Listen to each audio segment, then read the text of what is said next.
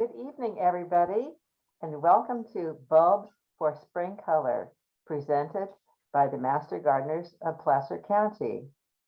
My name is Anne, and I will be your moderator today. As you saw in the opening slides, this talk is being recorded and will be available to you with our YouTube website after it has been uploaded.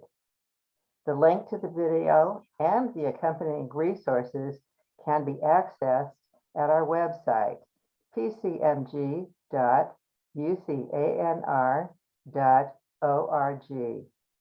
If you have any questions during our talk, you can post them in our chat menu and the presenter will answer them at the end.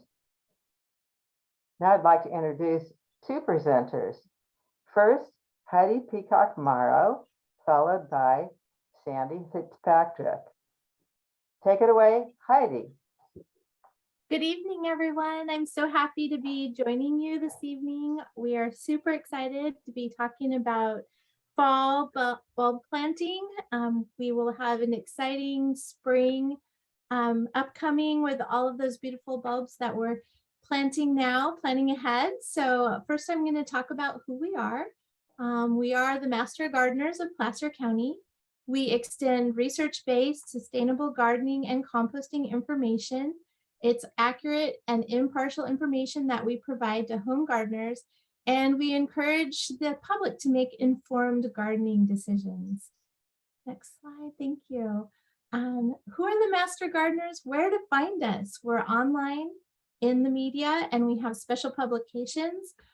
Special and very important, our hotline. You can call us or submit your questions online and the number's posted there.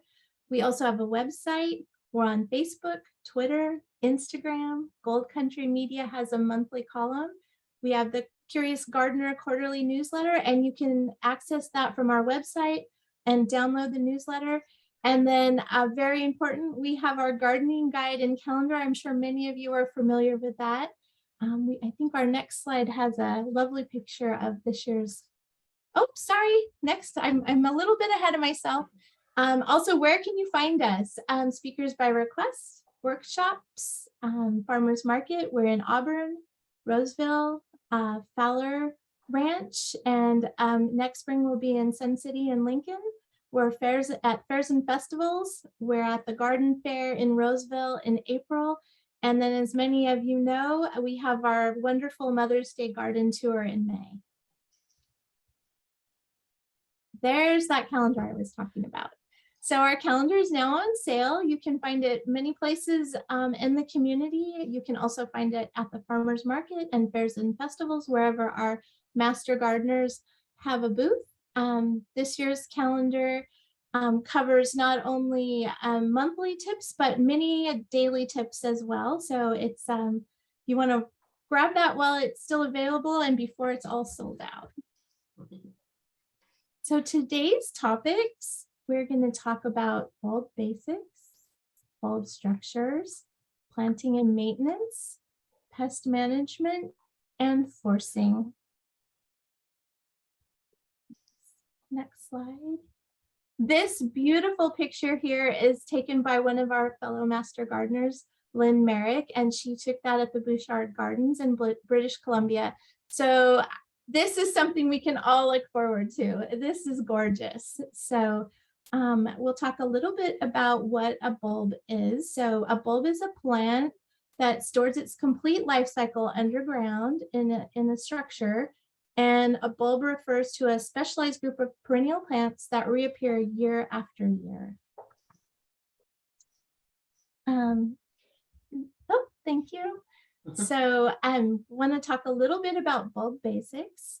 The underground structure stores the food through the dormant period. So when you go out to choose a bulb, you want to choose a bulb that's firm, heavy, plump, that feels heavy for its size. You don't want to choose one that's shriveled or soft or mushy. And the larger bulb that you choose, those big, nice, firm bulbs, they're going to provide more flowers. So you want to make sure that you're being selective with the bulbs that you choose. Very important also is to check the hardiness zones and make sure you're matching that to your bulb characteristics. So we have our spring bulbs are the hardy bulbs that we're planting in the fall, and they're getting that chill factor through the winter and then coming up in the spring. And then we also have tinder bulbs, and we'll talk a little bit more about that.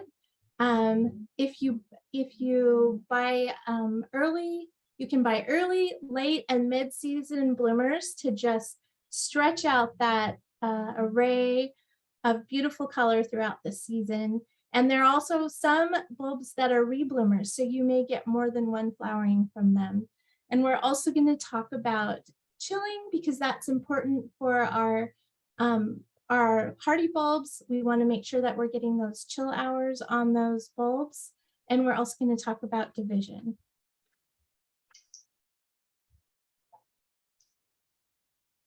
So we're going to cover the bulb structures. So we have a specialized group, a true bulb, and we're going to talk a little bit more about this, but a true bulb, a good example that everyone's familiar with, is an onion.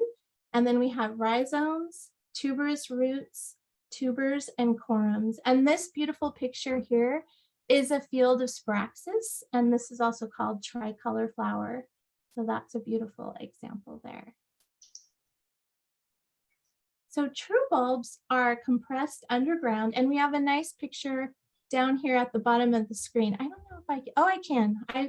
I will share with everyone that this is my first time presenting on Zoom and my second time as a presenter, because I am a brand new master gardener. So hopefully you will all give me grace as I give my first presentation and learn exactly what I'm doing. So thank you for being here tonight. I'm going to show you right here. So the compressed underground stem is this basal plate right here. And then we also have the embryonic plant, which is the growth point, and that's up here. And there's my little bullet about the onion, so everyone's familiar with that. And then we also have a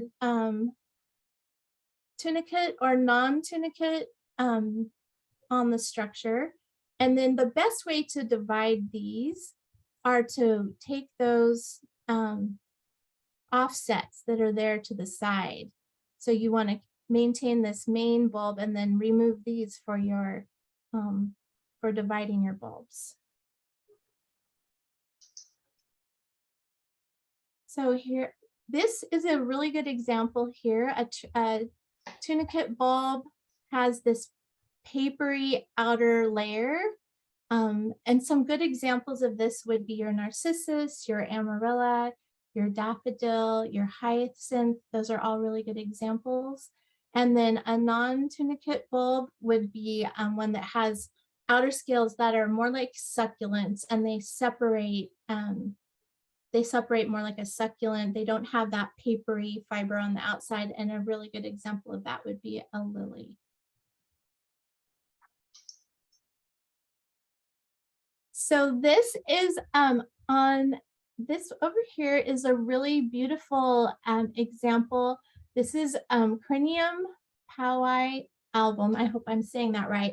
I'm super excited about this because my good friend that I've met through Master Gardening, Kathy, has this growing in her yard, and she's given many of her fellow Master Gardeners this bulb. It's just beautiful, and it has it's in the Amarilla family, and it has these trumpet-shaped umbels, and it also has these showy flowers, and they do appear in spring and then also again in the fall.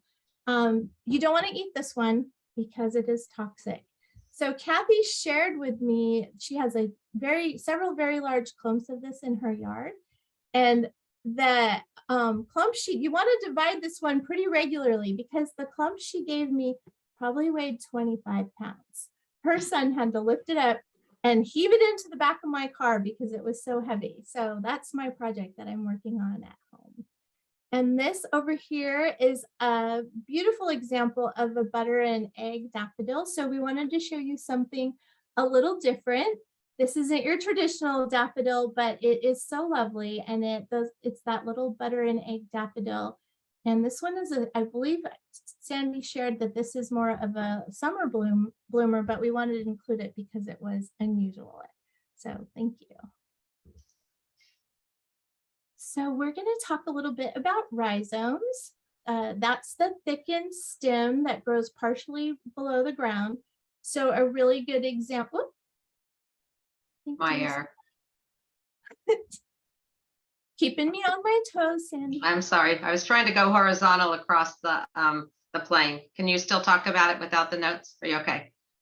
Yeah, you want, I can talk about the rhizome. So I was just going to share that picture that we had previously was a nice picture of, I believe we had an Bearded iris bulb. Iris up there, yeah. So so that one grows more horizontally, and sorry, I got a little thrown off my game. I'll reset myself here. So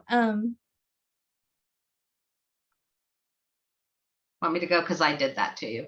yes, thank you. I'm just trying to get my feet under myself. The rhizome picture that we had up there for a moment ago was that of a bearded iris. It is, as Heidi said, since I apologize for setting her off, I was moving ahead too fast. So these, of course, are two bearded iris from my yard on the side.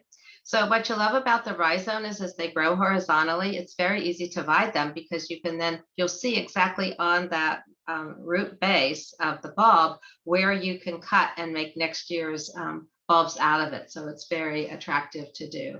Obviously the agapantha is one example of a rhizome. This is a purple one. It's one of the newer agapanthas. I think it's stunning. And then also the bearded iris. And I will be very careful with the tenderness of the clicker and move you on to the next bulb group.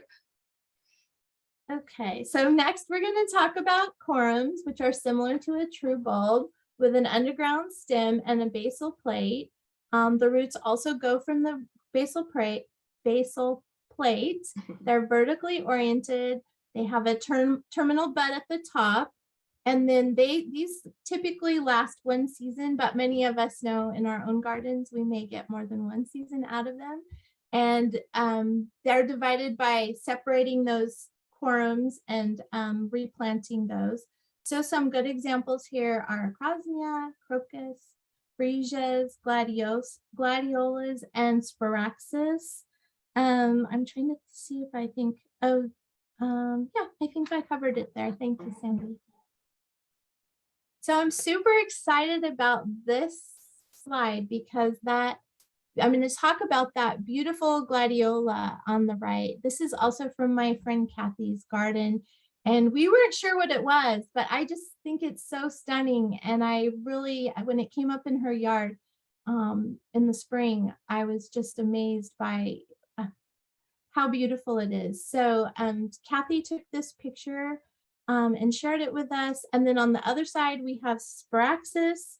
Sparaxis comes in a variety of colors and they're generally hardy. Again, this one can be grown as an annual, but as we know, they do tend to come back year after year. They're sometimes called harlequin flowers.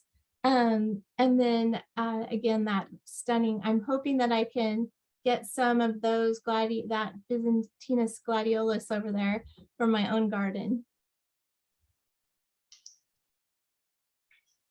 Our next category here is tuberous roots. So those are enlarged fleshy root tissues. The true root thickens to store the nutrients. It's a fibrous root for uptake of water and nutrients, and they grow in clusters. Again, the buds at the base of the old stems. So we have an example over here. And this one you want to divide by cutting the root cluster. And a really common example of this is a sweet potato, which those are really fun to grow if you haven't grown them before. They actually, I know we're used to buying them in the store, but they do have lovely flowers and they're a fun thing to do, especially with kids. So other examples would be Astromeria, Dahlia, Hermocalis, Persian ranunculus, and peonies.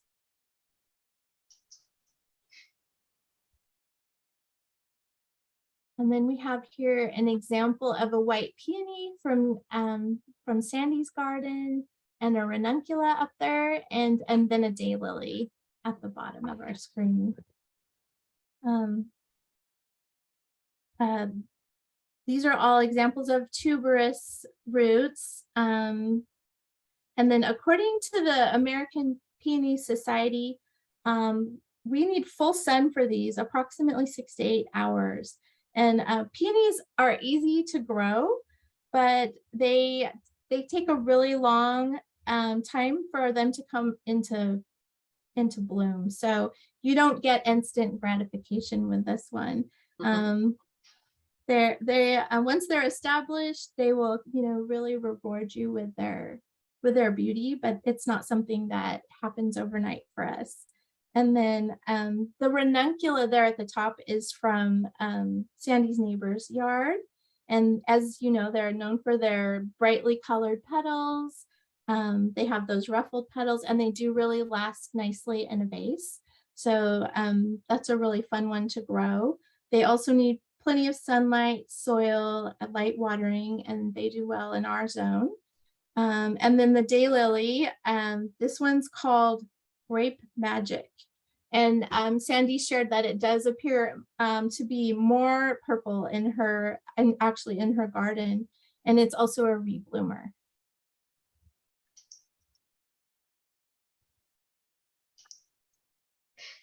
So next we're going to talk about tubers, not tumors. Please don't talk about that.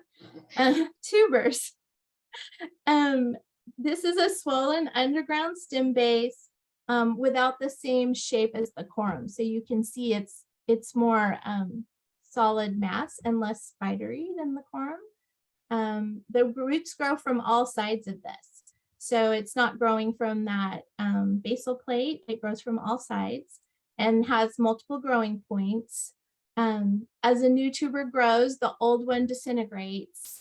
And then this one you can divide by cutting it into sections. You don't want to chop it up, but you can cut it into sections. And a really good example of this is the potato.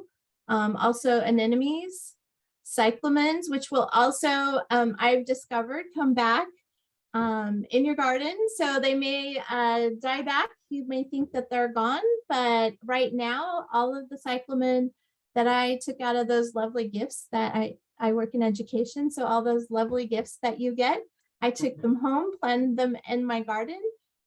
They died back during the summer, but all of those cyclamen are coming up again, and they're starting to leaf out. And I've actually got one that's starting to bloom already. So that's really exciting.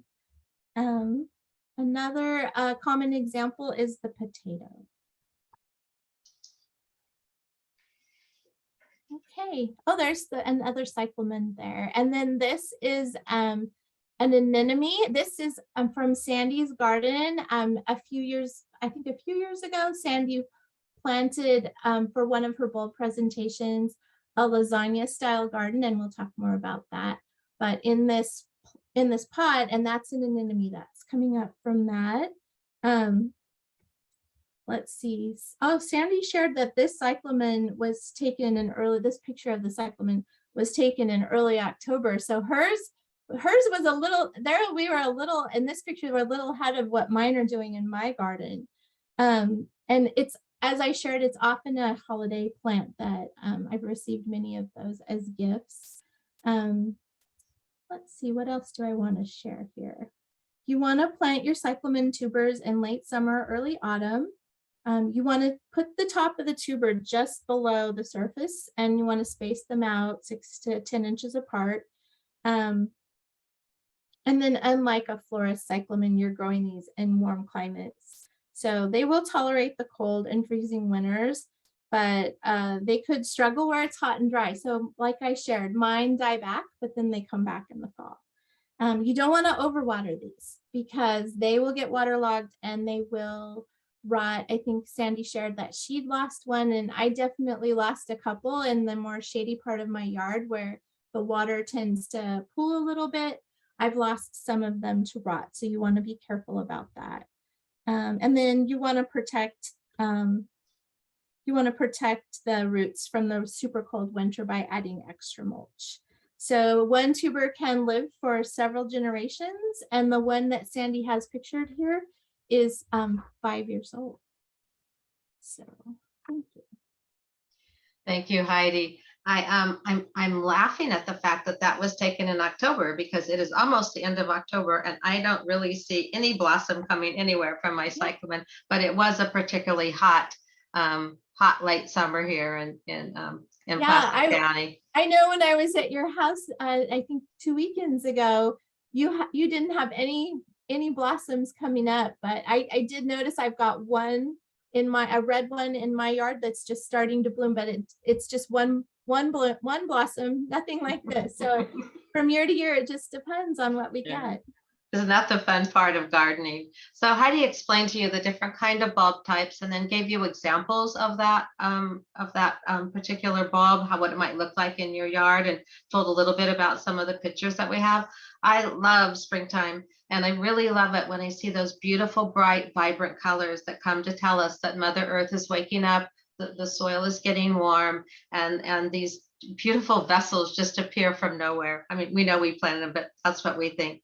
So when we think about planting bulbs, we think about the right depth, the right width, and the right time. So most of the bulbs that you will buy, say at a nursery or even online, from a nursery online, you're going to have a label that comes with it that's going to tell you almost everything you need to know about planting. And we'll show you a label on the next slide. But if by chance you don't get a label, because I was looking for an anemone seed to hand out when we do this workshop live so people could see what that looked like. And it came with no instructions. It came in a white bag that looked like a bakery bag. So I was really at loss. So if you don't have a label that comes with your bulb, you want to plant it 2 times the bulb width and space it 3 times that bulb width.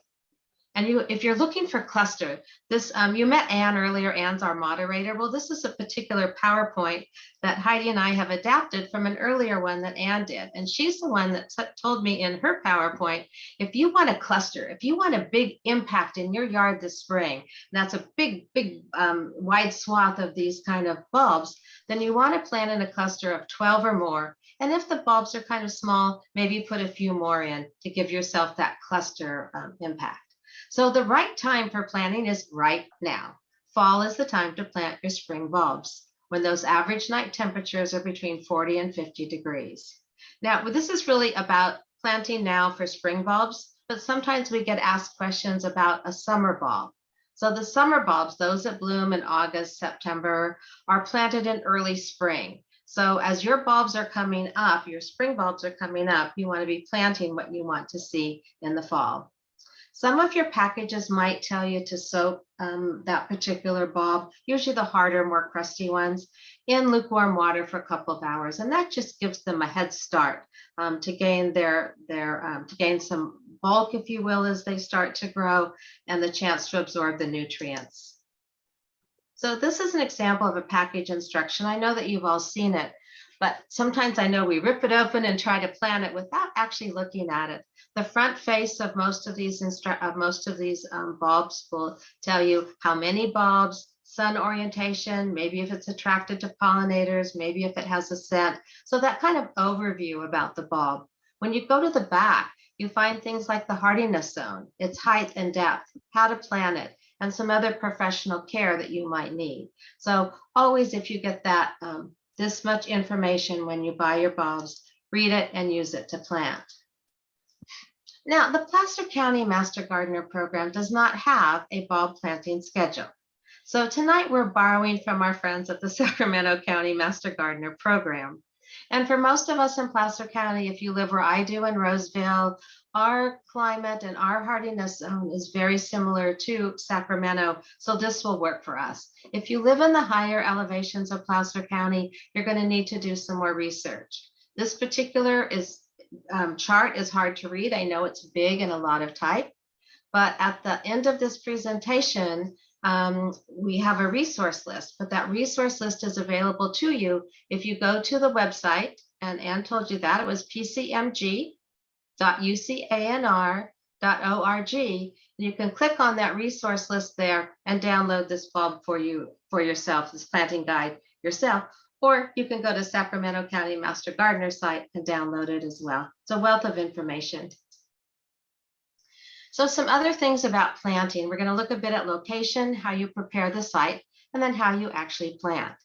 So our bulbs, you heard Heidi say this a lot as she was talking about the beautiful flowers that we saw early on, the photos of those flowers. Full sun, full sun, full sun. So that's 4 to 6 hours of full sun for most of your blooms. Now, if you live in a particularly hot part or your environment in your yard does not have a lot of, maybe a little bit of afternoon shade, you might want to consider planting it in a location where you get some afternoon shade. But for the most part, full sun is exactly what these bulbs need to produce at their best. The location for us here means it's a chance as you plant to think about what you want your final garden to look like. What elements do you want? What color do you want? Do you like a monochromatic yard? So everything you have is yellow and you plant yellow daffodils and yellow tulips and yellow pansies and are mixed with it. So you get a monochromatic look. Or do you want to plant a design where you start with red tulips, orange tulips, yellow tulips, and white? Those are things that you can think about as you plant and create that design that you might want at the end of the day. Like most planting instructions, you want to prepare the soil. And that means that you use well-drained soil that you've loosened up a little bit so it's easy for the roots to find their way down. Add an all-purpose fertilizer and compost to give a little boost of nutrition, and rake the surface smooth. To plant, you want to set the bulbs in firmly at the correct depth, 2 times their width down, pointed tip up, unless it might be those tubers which grow from all angles. And then cover the bulbs with soil, water thoroughly, and cover with 2 inches of loose mulch. If you like a garden that's pristine, that is, you want those bulbs straight in a line, like I do, the taller ones behind it to get that effect, that's a great way to plant. But if your personal preference is a garden that looks naturalized, like they just sprung up from nowhere, you didn't even plant it, you want to prepare your soil, take a handful of your bulbs and gently toss them out onto that soil that you've prepared and plant them where they land. That's one way to get a naturalized look in your garden. The good thing about bulbs is you can just about plant them anywhere. So they look great in mass planting. You also can plant bulbs in grass. There's just one thing to remember. If you plant in your turf and the bulbs come up, you must leave them and not mow that particular aspect of your turf until the leaves on your bulbs have turned yellow and dry. Why is that? The nutrition for next year's plant lives in those dry and dying foliage. That's what supports the plant growth in the subsequent year. So it's just something to remember if you decide to plant them in grass. But they're good in containers, they're good in rock gardens, they're good as a ground cover, they work on slopes, they work in beds. I wanted to call your attention to this little cute bulb in the top of this picture. It's called a rain lily. Actually, it's called an August rain lily, because this little guy is actually a fall bulb. We want to plant it in late spring, but my neighbors have it in a mow strip. And when I go by it in July and August, I'm thinking, where am I at? What is that plant that looks like a spring bulb? And what's it doing in the heat of summer? But this particular rain lily likes to grow in the heat of the summer. But aren't those delicate little petals? They just look like a spring bulb to me. And the bottom picture is just a picture of Sparaxis. I seem to have a lot of it. I think it grows very well. Heidi and I gave this presentation yesterday to the Roseville Better Garden Club. And I had 3 people come up to me afterwards and say, I love Sparaxis. It grows in decomposed granite. It grows on rocky soil. It grows anywhere. So it is a kind of a short-lived if we get a hot day, but it's a beautiful opportunity for a lot of vibrant color and many colors. And this is Sparaxis, obviously mixed with a daffodil mix. Container planting. Again, the instructions we give you for planting in a container are what we would give you for any time you want to plant in a container. But bulbs in particular need a pot that's about 5 to 6 inches in diameter, 4 to 5 inches deep. And I want to make sure it has drain holes so you're not rotting the bulbs, that water's going out as it should. This is one that I grew a couple years ago and I like it, but I didn't realize how monochromatic it looked. And I kind of wish I had some pansies of a better pop of color in the bottom besides the yellow. You want to use potting soil in your container, not your existing garden soil. We want to give that bulb all the nutrients it needs to push out a bright, beautiful bouquet for you. This is one time where your bulbs can be close to each other, not touching, but you don't have to honor that 3 times the width rule we talked about earlier if you're growing in a container. You want to water well after you plant it, and you can fertilize it, but only if you plan to reuse the bulbs. So you want to fertilize it every couple of weeks with a diluted half strength of liquid fertilizer. I tend to look at my containers as one and done. I get the burst out of it, and then I want to start over next year. But I told the story yesterday to the garden club that when one particular bouquet or one particular container was through, I was pulling out the bulbs, and my neighbor goes, "What are you doing? Throwing those away?" And I go, "Yeah, they've done their thing." He goes, "I want them." You know what? He's already got my bulbs from last year growing in his yard right now. Live and learn. So Heidi mentioned lasagna planting at her last slide. And that's just a fancy way of saying that we're going to take our container and we're going to layer our bulbs in that pot in lasagna style. We're going to select bulbs based on their bloom time, their planting depth, and the color that we want, and plant them in that order. So the big daffodil bulbs go down about 4 or 5 inches, right? The freesias and the ranunculus go up a little bit higher. The anemones even a little bit higher. And they're all covered nicely. You can see the picture there, soil over the top, they start to grow, and they produce these varied colors and shapes in one container. Lasagna planting, the advantage, long-lasting flowers and beautiful color. I went over 3 months with my last lasagna planting, which you saw the anemones. What you didn't see yet was the ranunculus that came after that. So it's quite a beautiful way to plant. How do you maintain your bulbs? Well, the good thing about bulbs is they don't need a lot of maintenance and they don't have a lot of pests. So that's a pretty easy thing to do. And Heidi mentioned earlier that there might be some activities that would be good for kids to do with some kind of the bulbs, or even a sweet potato as a sample of a tuber. But bulbs are one of those things that are pretty much guaranteed the child will have success with the effort that they do. So you do need to water, you do need to have irrigation around wherever your bulbs are, the container or in the soil. You want to water them when you plant them, and then after planting until the foliage dies back. Those leaves again contain the nutrition for next year's bloom. The frequency of how you water anything in Placer County is determined by your soil type and your weather conditions. But I will tell you, as Heidi talked about with the cyclamen, too much water could result in a root rot situation. Well, we like bulbs, but so do some rodents. And they're particularly attractive to crocus and tulips, and they'll find them wherever they are. So a suggestion for you is that you use hardware cloth, or you put them in a container, or you use a bulb that rodents don't like. Daffodils, for example, do not seem to be the favorite food of most of the small rodents. Fertilizing. Your larger bulbs tend to benefit from an all-purpose fertilizer. Do it twice, when the shoots appear and again after the bloom. Or you can wait till fall and apply compost and a slow release fertilizer to give it that boost. Your smaller little bulbs do not necessarily need that extra bit of fertilizing. There's some things you can do during and after the season, after the bloom. In general, you want to remove the blossoms as they fade on any of your hardy bulbs. Leave the foliage in place until yellow and dry. Plant annuals or companions nearby. If you don't like that yellow, dry kind of leaf foliage effect, my husband doesn't. He wants to yank them out too early all the time. So plant some annuals or companions nearby, and you can tuck and weave in those particular dry edges. After several years, most bulbs will benefit from a division, and Heidi shared with you how to divide each of those kinds of bulbs. Bearded iris might need a little bit more care. You want to remove that seed, the flower, after the blooms fail. If you have different kinds in your yard, that's a good time to mark with marking pin what kind it was. So when you go to divide them later, you know what you're doing for color and shape. You'll prune the foliage back in the fall. This is an example of a master gardener who just cleaned up her bearded iris and cutting back all the old growth and leaving the new shoots.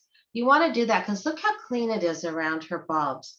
But if she had left all that old foliage in there, that there'd be a chance for overwintering or pests to happen during the rainy season here as well.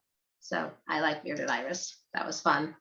As we said earlier, our bulbs don't really have a lot of pest problems, but they do have some common pests in those small, tiny, sucking insects that take the nutrition out of our leaves and foliage. So there's a couple things you can do to deter or eliminate those particular kind of pests.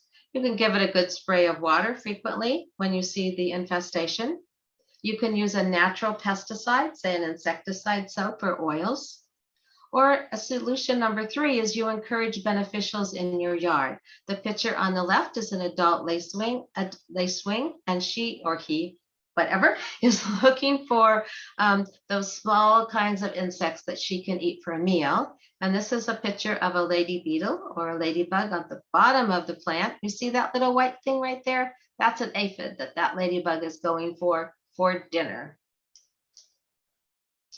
2 other things when you think about bulbs. One is, as Heidi mentioned, there can be a basal rot or the bulb rot. It could be caused by a variety of fungus or bacteria. It's not common to bulbs, it's common to all crops and all plants. The symptoms are you're not getting shoots, you're not getting your bloom, and the leaves and the roots start to wilt and die. By then, it's too late, right? That plant is gone. Some things you can do to offset that or control it. Make sure you buy good quality bulbs, particularly those that are disease-free if you can find them. Ensure you plant it properly. Avoid overwatering and overcrowding because that pushes those bulbs together and allows that bacteria or fungi to get in there and grow. And there's snails and slugs, ick. You can hand pick them at night, going out with the flashlight. You can step on them. You can eliminate places where snails and slugs can hide during the day. Use a drip irrigation instead of a spray. That's just part of living out here, isn't it? Just part of being outdoors. So if you find particular pest problems with your bulbs or any other part of your garden, we encourage you to take a look at our integrated pest management website, as well as calling the University of California Master Gardener hotline with your questions. This photo is a picture of a page from the IPM program. And it will tell you as you scroll through it, you'll go down and you'll find, oh, I'm having trouble with a flower. No, I'm having trouble with my roses. Oh, it's vegetable. You click on that, you go to then the kind of vegetable or rose or flower you've wanted to investigate, and it'll give you the information you need. So it's a great resource for us as master gardeners and a great free resource for you as a home gardener. Since you're buying bulbs right now, why not buy a couple to force indoors? What does force mean? It means you encourage the bulb to bloom out of season. And so there are 3 ways you can force a bulb: soil, water, or pebbles. In order to force and get a best result, isn't this beautiful? This is by a master gardener, TC. It's her paper white in bloom during the holidays. Mine never stay that straight. So I love what she's been able to do there. Buy the best quality bulb you can find if you're going to force a bulb. Find those that are specifically designed for forcing, or chill them 35 to 45 degrees, that's called a refrigerator, 10 to 12 weeks. Or as Heidi pointed out when we gave this presentation yesterday, you can order from different companies that pre-chill for you and send it to you so you're not waiting 2 to 3 months to be able to plant that particular bulb. This is one time where it is okay to crowd the bulbs, make them cozy and comfortable by each other. And most of us know the popular choices we can use: daffodils, amaryllis, hyacinths, tulips, crocus, and paper whites. Sandy, I was going to add that part of the reason I have to do that is because my family would not appreciate me filling my refrigerator up with bulbs. That is probably true. This is a beautiful picture of a pink hyacinth in water. And I have to tell a story on myself. You'd think master gardeners would be smart, but sometimes I'm not. I won't blame my other master gardeners. I love to do gardening with my neighborhood, the kids in my neighborhood. And one time I thought what we would do is I'd buy them glass containers so they could grow their own hyacinths. They could see the roots down in that glass container. It'd be a great experiment for them. Well, we got a hyacinth that was about 2 inches high and the leaves were about 3 inches. It worked. The kids were quite excited by it, but I was disappointed that we didn't get to see this whole process in a nice tall hyacinth like we saw that paper white. Well, what did I do wrong? I didn't chill the bulb. It's a hyacinth, and I already said that needs to be chilled. So you can bet there's hyacinths chilling right now in my refrigerator, so we can do it right this year. But essentially, you can force your bulbs inside with soil, and that's the same way that you would plant in the ground or in a container. Fill your container with soil, insert your bulbs. You might want to leave it out a little bit as opposed to completely covered with the soil. Leave it in a darkened place till the leaves start to shine or start to come up, and then move it into low light for the rest of it. You can force bulbs in a glass container, as this one is. You fill it with water, you put the bulb in. You do not put the entire bulb in water. You just keep that basal plate, as Heidi described it to you. That's what's in the water to allow the roots to go down. The same thing, you set it aside for a while, you see some greenery come out, and then you move it to a north-facing window. Why did TC's paper whites look so beautiful? Why were they so tall? Do you know the answer to that? It's because she rotated it every day. So instead of that blossom leaning to the light and then falling over, I've had that happen, you might have too, she rotates it every day so the plant grows straight and tall. And then the last way that you can force inside is you can do it with pebbles. You simply fill a glass container, kind of flat low glass container with pebbles, pour water in, and the pebbles allow the root to stabilize so your plant doesn't fall over. And again, you put it in low light till you see greenery emerging, and then you move it to low light and begin to rotate it each time you do it. Forcing is a great way. It's a great kid activity. It's a great thing to do. And even though this one isn't very tall, it is so beautiful with the dark pink striation in that petal. So what we tried to do this evening was offer you some tips for bulb success by explaining the different types of bulb structure, how you would use them and how you would divide them, and examples. That you select a sunny location for your bulbs with well-drained soil. Plant at the right depth, width, and time of year, right now, time of year. The water needs depend on your soil and weather, but you always want to make sure that there's moisture for the roots of your bulb. Fortunately, they don't have many pests. They need just a little bit of maintenance throughout the growing cycle to support new blooms and eliminate problems. You can force spring bulbs to enjoy inside, and you know how to find the pest management resources from UC Davis. We started our PowerPoint and we end our PowerPoint with another photo of beautiful bulbs at the Bouchard Garden in British Columbia, Canada. This is so pretty to me. It's the red tulips up against the variegated red and white. And who would have thought forget-me-nots would be such an excellent contrast in there? So it's just a beautiful picture. And as Heidi said, the motivation we all need, if you don't have your bulbs yet, to go get them this weekend. It's supposed to cool down a little bit, maybe even a little rain, depending on where you live. It's the perfect time to plant spring bulbs. We want to thank you for your time this evening, and we've enjoyed being with you and sharing our love and our interest in bulbs with you. Hope you have a great evening. Well, thank you, Sandy and Heidi. And I want to tell everybody to remember about that link that we have on our website, where you can find handouts and the recorded workshop in just a while, in a few days. Under upcoming events on our website, you can check our listing for future virtual workshops. You can also ask questions that come up today by clicking on Ask a Master Gardener. So those will be answered in the future. Remember, if you live in a different county or a different part of the world, you should consult your local master gardeners or other experts pertaining to your geographical and climatic differences in your garden. And thank you for participating today, and we hope we see you in our next presentation. And before you hang up, Anne, there was one question on here. If you want to take it, you can, or I can. You're the expert we learned from. So the question was, any tips on spider lily? We took that picture out to put in something else today. I had a picture of a spider lily. Mine seem to get their bloom and leafy seasons off schedule. I've divided some this year and they look a lot like a daffodil bulb. Do you want to take that, Anne, or do you want me to do it? Why don't you go ahead? Okay, I have spider lily. That picture got taken away with something else today. We usually had it on here. They do look a lot like a daffodil bulb. I agree with you.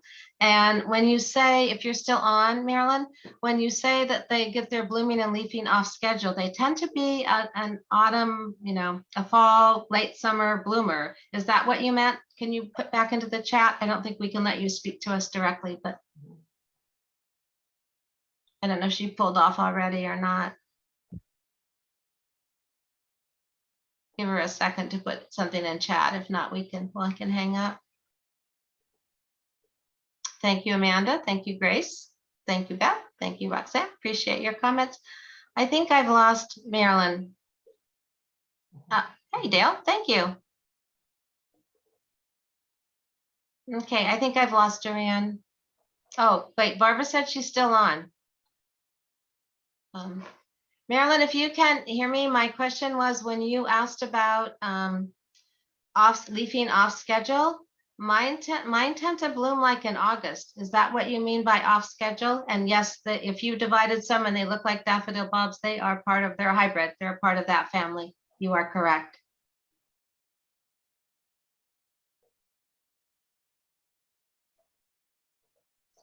One new message. Can I get the website again? Yes, you are good. PCMG, Placer County Master Gardener .UC, University of California, ANR.org. And this particular, I cannot unmute. You should be able to unmute her, right? No, I was expecting a break to divide between blooming and leafing, but it didn't happen. I'm trying to remember. I seem to see them come pretty concurrent, leaf and then the long stalk and then the bloom. I think you're okay. If you're getting blossoms and you love it, that's probably what you need. And just a reminder on the PCMG website, pcmg.ucanr.org. We have this workshop. We'll be there shortly. I think probably in about 4 or 5 days, but there's a whole host of other workshops on our website that have already been taped and ready for you. There's citrus planting if you're thinking about citrus, because we're coming to that time of year. There's some workshops on irrigation, on native plants, a lot of good information for you that you can watch at the leisure of your own time. So thank you very much. Thank you, Anne.